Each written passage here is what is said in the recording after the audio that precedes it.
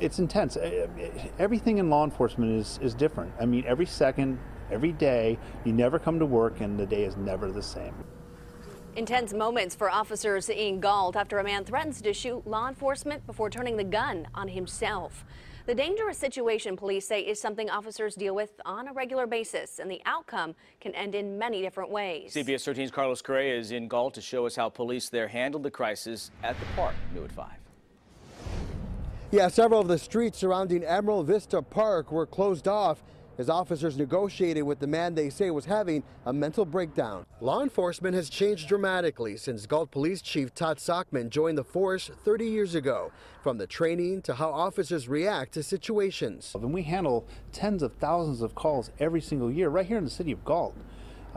And so it's across the nation, hundreds of thousands of calls, and use of force is always the last resort. It's what you want to avoid every single call. The priority is always having a peaceful resolution, whether or not officers know what they are walking into.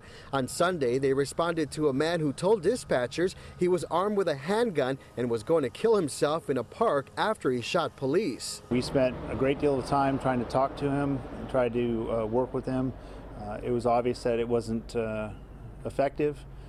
The two-way communication really wasn't working. After an hour of failed negotiations, police used less than lethal force to bring the man into custody. They used beanbag rounds. The chief says the actions of officers are usually dictated by the person they are trying to arrest. I worked security when I was in the military, and you never know what's around the corner. Robert Bell lives nearby. He says officers in Galt are very protective of citizens and go out of their way to help them as much as they can, even after encountering difficult and dangerous scenes. Very tough.